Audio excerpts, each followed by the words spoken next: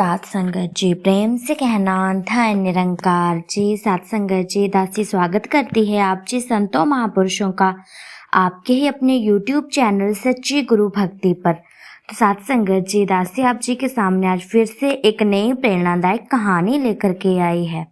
आशा करती हूँ कि आप जी संतों महापुरुषों को जरूर पसंद आएगी और कहानी को सुनकर आप जी को उससे कुछ न कुछ सीख जरूर मिलेगी। सात संगत जी, तो कहानी का शीर्षक है विद्या का रहस्य।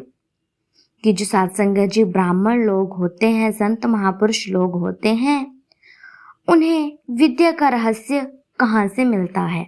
तो आज चल जानते हैं सात संगत जी इस कहानी में।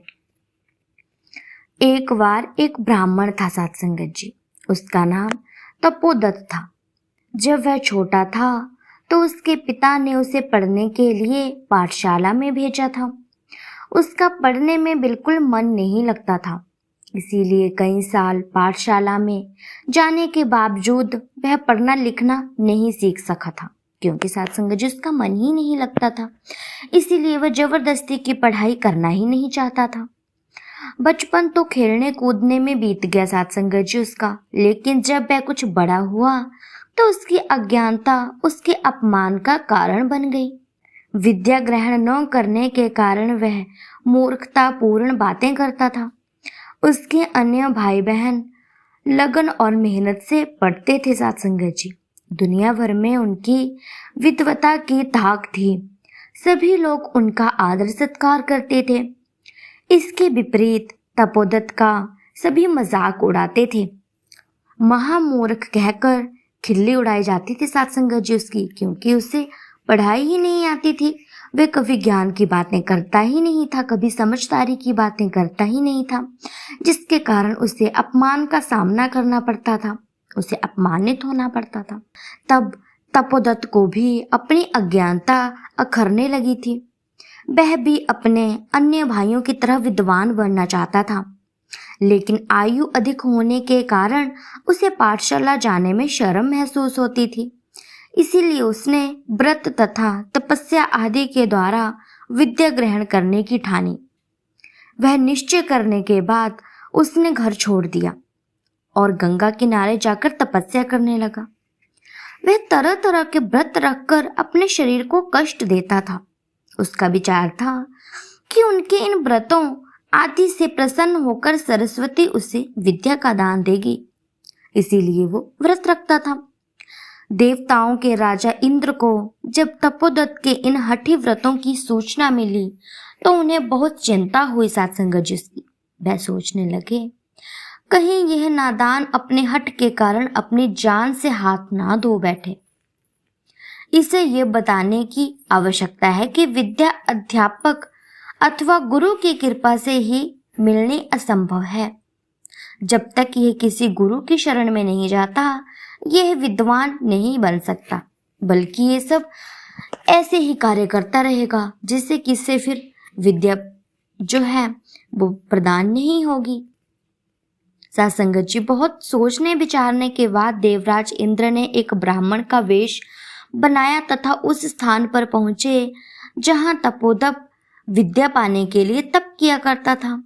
वह तपोदत्त से कुछ दूर बैठकर मिट्टी के छोटे छोटे कण के साथ बह रही नदी में फेंकने लगे। जब तपोदत्त ने ब्राह्मण को मिट्टी के कण नदी में फेंकते हुए देखा तो उसे बहुत हैरानी हुई। उसने उस ब्राह्मण यानी कि देवराज इंद्र से पूछा, आप ये क्या कर रहे हैं? क्या आपको पता नहीं कि हमें जल को स्वच्छ रखना चाहिए, उसे गंदा नहीं करना चाहिए? देवराज इंद्र ने मिट्टी के कण फेंकना जारी रखते हुए कहा, मैं इस नदी पर पुल बांध रहा हूं ताकि सभी नदी को आसानी से पार कर सकें।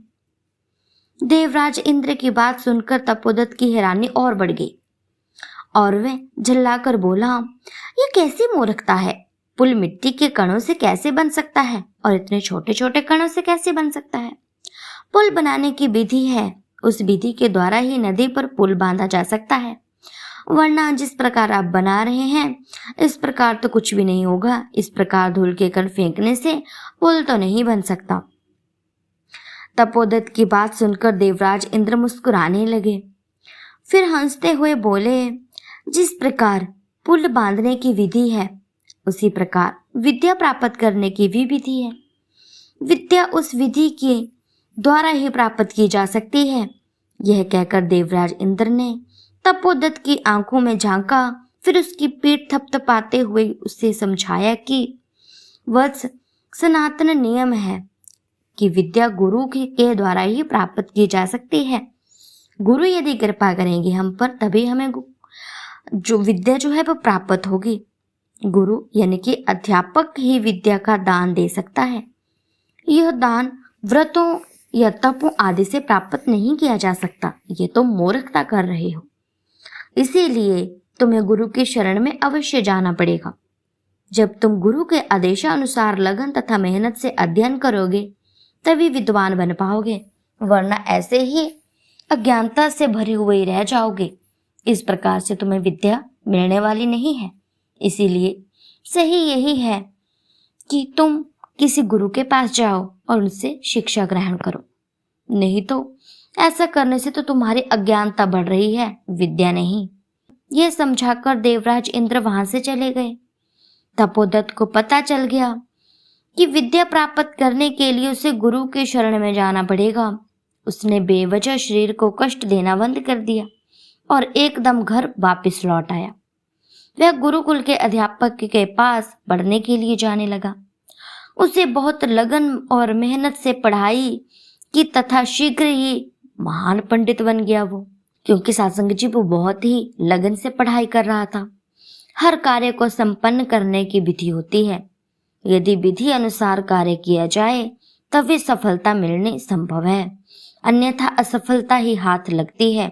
ज्ञान गुरु से ही हो सकता है, बिना गुरु की कृपा के ज्ञान नहीं हो सकता। कहने का भाव, कहने का अर्थ सत्संग जी यही है कि हमें बिना गुरु के गति नहीं होती। कोई भी ज्ञान हो या कोई भी काम हो, यदि हमें कोई भी कार्य सीखना है अपनी जिंदगी में तो उसके लिए हमें गुरु की शरण में तो जाना ही पड़ता है। चाहे वो कोई भी काम हो, छोटा हो, बड़ा हो या फिर किसी भी प्रकार का काम हो, गुरु की शरण में तो जाना ही पड़ता है। जब हम गुरु की शरण में जाएंगे तो सत्संग जी हम उस काम को इतनी अच्छी तरह से सीख पाएंगे जिस तरह गुरु हमारे करते हैं उसी प्रकार हम कर पाएंगे। सत्संग जी चाहे काम कोई भी हो, जैसे कोई घर बनाने का काम करता है, कोई आर्किटेक्चर है या कोई और भी बहुत सारे कार्य होते हैं जिंदगी में, जिंदगी को आगे बढ़ाने के लिए।